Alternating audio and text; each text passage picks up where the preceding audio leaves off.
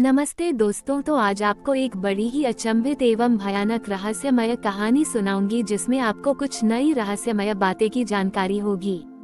तो कृपा करके अभी चैनल को सब्सक्राइब कर ले। यह मेरा दूसरा नया चैनल है ताकि और भी रहस्यमय कहानी सबसे पहले आप तक पहुंचे। धन्यवाद। तो सुनिए। एक बार की बात है, एक घने जंगल में स्वर नाम का एक नन्हा पक्षी रहता था। वो बहुत सुंदर गाता था, लेकिन उसे लगता था कि उसके संगीत में कुछ कमी है। उसका गाना सिर्फ मधुर था, लेकिन उसमें आत्मा नहीं थी।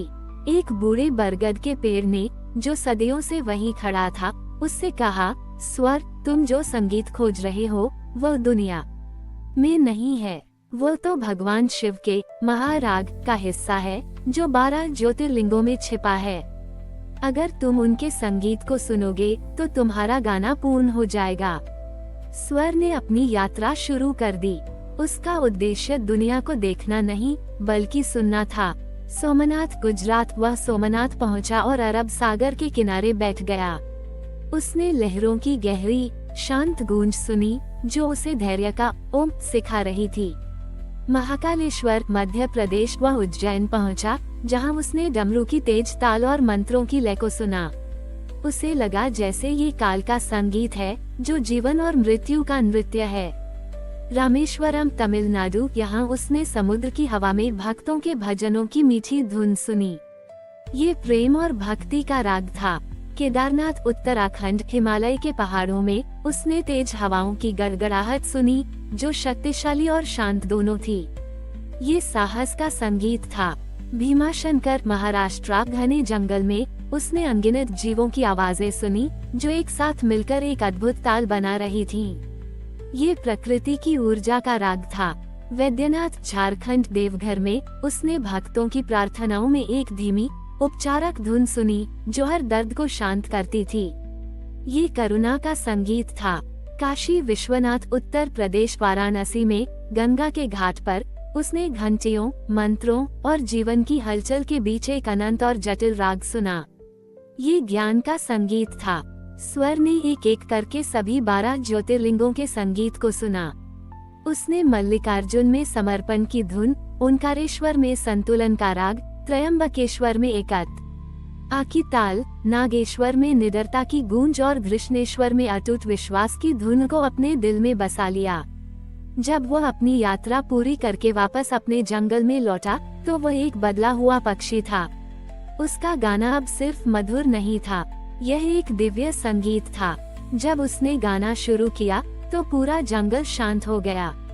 उसके गाने में लहरों का धैर्य, डमरू की ताल और भक्तों की भक्ति की धुन थी। उसका गाना सुनकर जानवर शांत हो जाते थे और फूल खिलने लगते थे। लोगों ने उसके संगीत को शिव का राग कहना शुरू कर दिया। स्वर को एहसास हुआ कि उसने जो संगीत खोजा था, वो किसी जगह पर नहीं था, बल्कि वो उसके दिल में था। उसने बरगद के पेड़ से कहा, मैं अब समझ गया। संगीत केवल आवाज नहीं है, यह अनुभव और भावना है। स्वर का गाना जंगल में एक जीवित ज्योतिर्लिंग बन गया, जो हर किसी को भगवान शिव के गुणों की याद दिलाता था। स्वर का संगीत जंगल से निकलकर आसपास के गांवों और शहरों तक पहुंचने लगा। लोग उसकी धुन सुनने के लिए जंगल में आने लगे। उसका गाना सुनकर बीमार ठीक हो जाते थे, दुखी मन शांत हो जाते थे और लोगों के दिलों में भक्ति जाग जाती थी।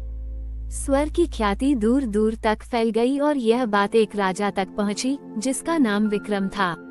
विक्रम बहुत कला प्रेमी था, लेकिन वो बहुत अहंकारी भी था। उसे लगा कि ऐसी दिव्य चीज पर केवल उसका अधिकार होना चाहिए।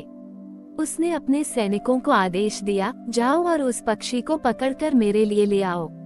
मैं चाहता हूँ कि वह मेरे महल के सोने के पिंजरे में रहे और सिर्फ मेरे लिए गाए। सैनिक जंगल में गए और उन्होंने स्वर को पकड़ लिया। उसे एक सुंदर और सोने के पिंजरे में कैद कर दिया गया। पिंजरा बहुत आलीशान था, लेकिन वह एक कैदखाना ही था। राजा ने कहा, गाओ पक्षी, मुझे अपना दिव्य संगीत सुनाओ। लेकिन स्वर चुप रहा। उसने अपनी चोंच खोली, लेकिन कोई आवाज नहीं निकली। उसने कोशिश की, लेकिन उसका गला सूख गया था। राजा क्रोधित हो गया। उसने कहा, मैंने तुम्हारे लिए यह महल बनवाया है और तुम गाते नहीं हो। स्वर ने सोचा, ये महल नहीं, कैदखाना है। मेरे गाने में भीमाशंकर की प्रकृति की ऊर्जा है, केदारनाथ का साहस है और सोमनाथ का धैर्य है। ये संगीत पिंजरे में कैद नहीं हो सकता। कई दिन बीत गए। राजा हर सुबह आता और स्वर से गाने को कहता, लेकिन स्वर चुप रहा। पिंजरे में बैठकर उसे धैर्य का असली अर्थ समझ में आया। उसे ये भी एहसास हुआ कि करुणा केवल दूसरों को ठीक करने में नहीं है, बल्कि खुद को भी शांत रखने में है। एक रात राजा बहुत दुखी था। वो पिंजरे के पास आया और बोला, तुम क्यों नहीं गाते? तुम्हारे बिना मेरा महल सूना है। स्वर ने राजा की आंखों में देखा। उसे लगा कि राजा को उस गाने की जरूरत नहीं थी, उसे शांति की जरूरत थी। राजा विक्रम ने उदासी से पिंजरे की सलाखों को छुआ। उसने महसूस किया कि उसने दुनिया की सबसे कीमती चीज को कैद कर लिया था, लेकिन वह उसे अपने दिल में नहीं रख सका। उसने पिंजरे का दरवाजा खोला और धीरे से स्वर से कहा, तुम आजाद हो पक्षी। मैं तुम्हें अब और कैद नहीं रखूंगा, तुम जाओ। स्वर पिंजरे से बाहर निकला और राजा के हाथ पर बैठ गया। उसने राजा की आंखों में देखा और अपनी चोंच से एक मीठी सी धुन निकाली। यह एक ऐसा संगीत था जिसमें वैद्यनाथ की करुणा और रामेश्वरम का प्रेम भरा था। राजा की आंखों में आंसू आ गए। स्वर ने उड़ान भरी और महल के ऊपर आकाश में उड़ गया। फिर उसने एक ऐसा गाना गाया जिसमें 12 ज्योतिर्लिंगों के सभी राग थे। उसके गाने में सोमनाथ की लहरों का धैर्य, केदारनाथ के पहाड़ों का साहस, भीमाशंकर के जंगल की ऊर्जा और काशी का ज्ञान था। राजा ने उस गाने को सुना और उसे लगा जैसे उसके दिल का सारा अहंकार पिघल गया हो। उसे एहसास हुआ कि सच्चा संगीत, सच्ची कला और सच्ची भक्ति को कैद नहीं किया जा सकता। वे तो प्रकृति की तरह स्वतंत्र होते हैं और उन्हें केवल महसूस किया जा सकता है। उस दिन के बाद राजा विक्रम एक बदल गया। उसने अपने महल के सारे पिंजरे तोड़ दिए और अपने राज्य में कला और कलाकारों को स्वतंत्रता से काम करने के लिए प्रोत्साहित किया। उसने लोगों को सिखाया कि सबसे बड़ा खजाना दूसरों की खुशी में होता है और सबसे सुंदर संगीत वो होता है जो आत्मा को छूता है। स्वर कभी वापस महल नहीं आया, लेकिन उसका गाना राजा और उसके राज्य के लोगों के दिलों में हमेशा जीवित रहा। उसकी कहानी ने बताया कि सबसे महान संगीत वही है जो स्वतंत्रता में गाया जाता है और सबसे महान ज्योतिर्लिंग वही है जो हमारे दिल में बसता है। हमारी और भी आध्यात्मिक एवं अनोखी कहानियाँ देखने के लिए हमारे चैनल पर जाएं तथा धार्मिक एवं पौराणिक अनोखी कहानियाँ हमारे चैनल पर है। कृपया जाके देखें तथा हमारे चैनल को सब्सक्राइब करके रखें और वीडियो लाइक जरूर करें। धन्यवाद।